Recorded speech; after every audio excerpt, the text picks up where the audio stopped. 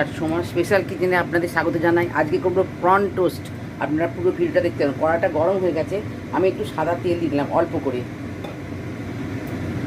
তেলটা গরম হয়ে গেছে, আমি পেঁয়াজটা আর যেহেতু প্রন টোস্ট, এই পেঁয়াজের সঙ্গে চিংড়ি মাছটা, এই যে চিংড়ি মাছটা ভেজে নেবো, ছোটো ছোটো চিংড়ি মাছ ভেজে নেবো।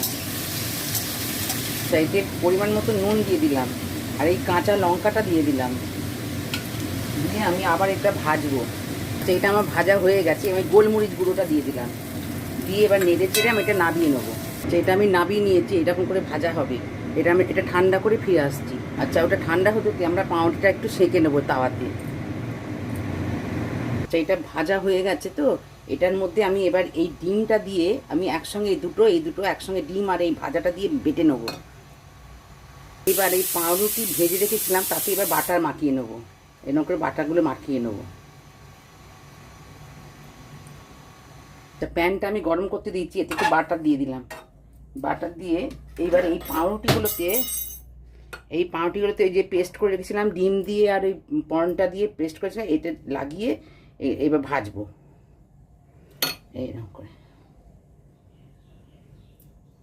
দিকটা পর্নটা লাগালাম, সেই দিকটা আমি উল্টে এরম ভাজবো।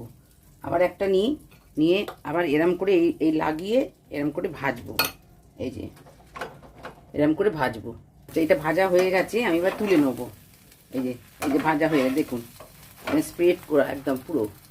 আবার আমি এতে বাটার দিলাম, দিয়ে বাকি পাউরুটিগুলো আমি এরমভাবেই সব সেঁকে নেবো।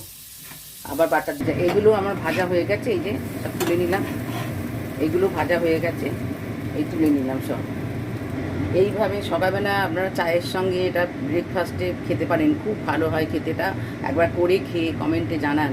আর এটাতে আর কোনো, আপনি যদি পুদিনা পাতা থাকে আপনার পুদিনা পাতা দিয়ে, আমার ছিল না বলে তাই দিইনি। আর আজকের মতন এই পর্যন্ত। আপনারা লাইক সাবস্ক্রাইব করবেন, শেয়ার করবেন। নমস্কার।